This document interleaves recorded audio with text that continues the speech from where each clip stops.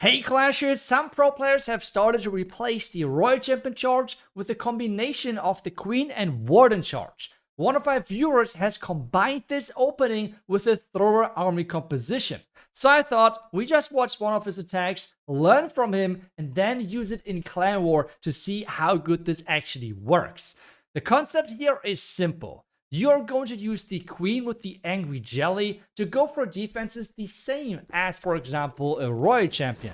The big upside though is that you can use the Warden with this combination together and healers on top of that, which makes sure that you typically are investing less spells and you have more damage output compared to a Royal Champion.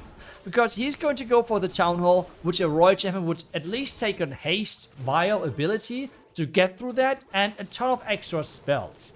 But instead here, he has so far invested 3, maybe later than 4 invisibility spells, and he's getting plenty of different value with those defenses. So, the opening is for sure worth it, right? Because he has not invested any hero abilities whatsoever so far, recalling things, and then just starting things off from this far right side and starting his thrower smash.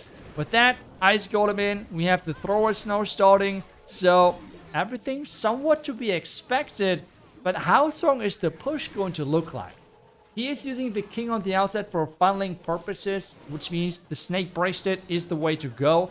Interestingly enough, he's going to go with the double gem.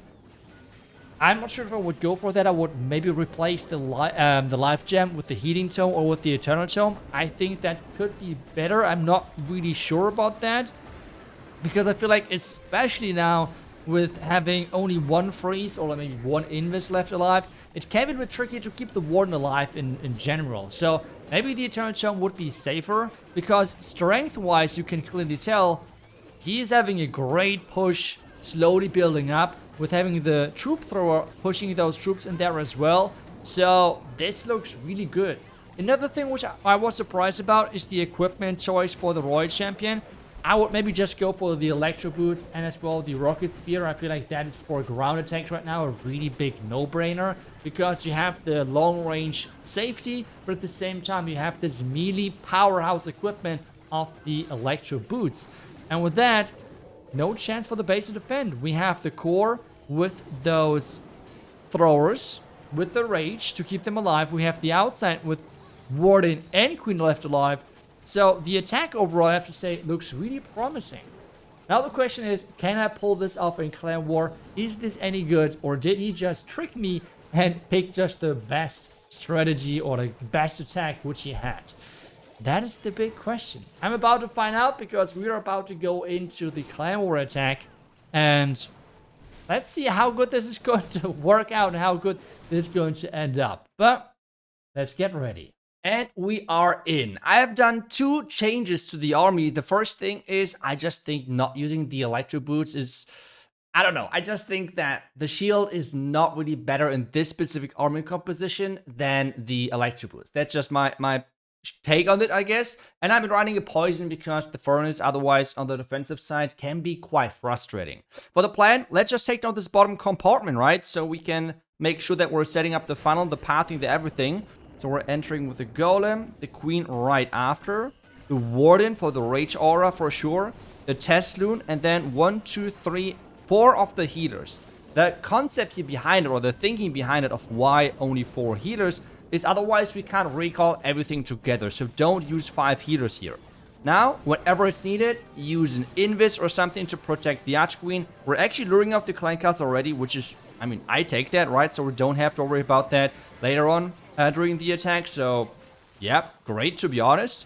So let's see what is going to happen next. If we have to recall right away, we're going to have to trigger the Invis tower now. So let's use the Invis here. Should we recall now? I think we got the value, to be honest. I think we got the value. So recall. Okay, we still lost one. Did I recall a booger or something? I'm not sure, but let's recall stuff over here. We're going to send the king up here. Then we're going to have 1 Ice Golem. We have the throwers in here.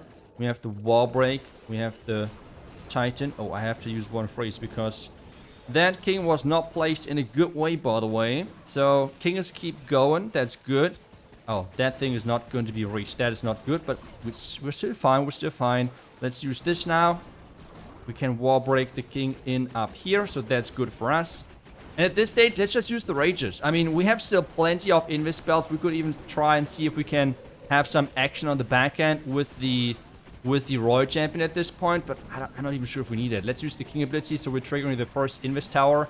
Maybe it's then good to use the Royal Champion over here. That might be a really good concept, so let's just do it. We still have the queen ability, so let's use it so we have some tanking. Let's use the Royal Champion ability. We have another race still left. I mean, look at this. This base is crushed. Oh my gosh, I would have not expected this. I mean, this is kind of crazy. At 100 because of the defending heroes. I mean, let's just put it in there. Maybe it's helping, maybe it's not, whatever. Bakery, wizard. And that's pretty much it. I mean, the base just disappeared. That is really, really solid. Yes, this is an anti-Broomwitch base, but it's not even close. I mean, take a look at that. It is not even close whatsoever.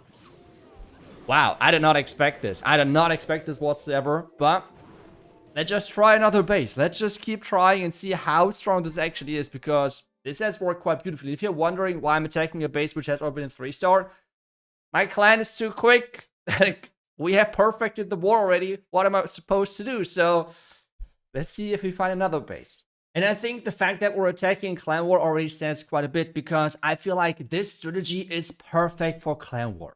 Because the reason why the Royal Champion Charge is getting used so much and in such big variety is because it's so flexible. I'm not sure how flexible this army is. Let's just do the next attack, and then I'm going to have a quick summary of how strong I think this actually is and like the ups and downs of this approach. But I think on this one, we can quite nicely take down this far left corner and then go into the scatter compartment. I think that might be the best approach, right? So let's get this done. Golem first, Queen Warden right behind. We're going to use one test in just a second. The golem should go to the right side. We're going to have one wall break just like that. Test loon, and now the healers. 1, 2, 3, 4, just like that. Perfect.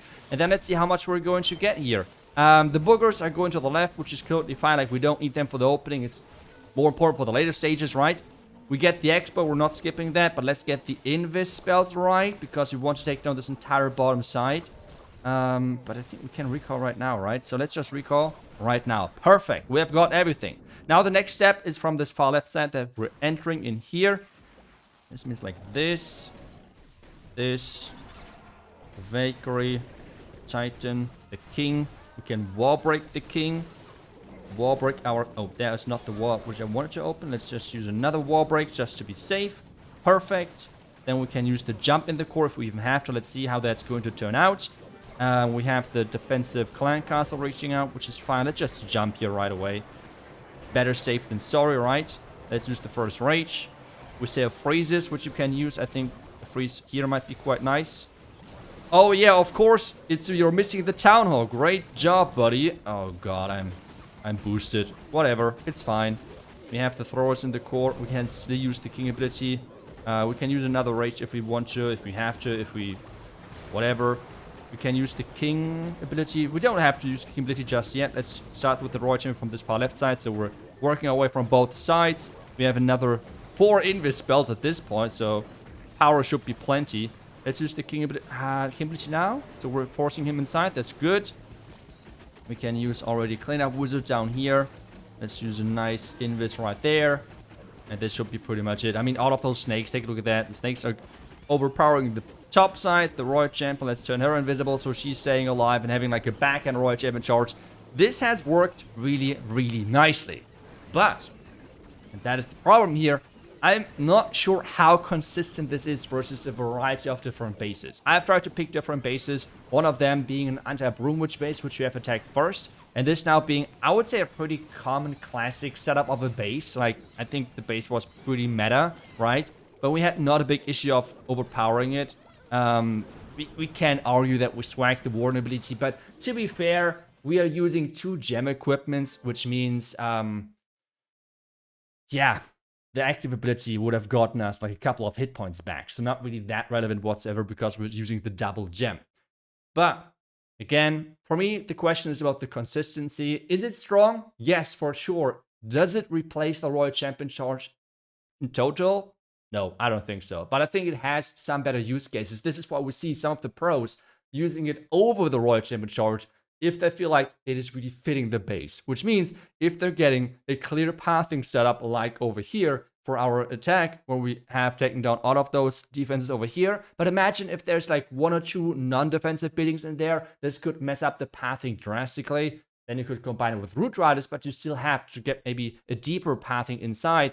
And you're kind of limited on the wall breaks. So it has ups and downs. I would say versus some bases, it is better. Versus some bases, it is weaker. But on consistency level, the Royal Champion Charge is going to win. That is the clear answer. But I hope you enjoyed this video. Again, huge shout out goes to Sing for suggesting me this army. Let me know if you would like to see it in a different way as well. And if you want to try it as well for you and yourself, make sure that you're using the link down below the description, because that's the army link. And otherwise, I will see you guys back tomorrow with the next class video. Until then, see ya and bye-bye.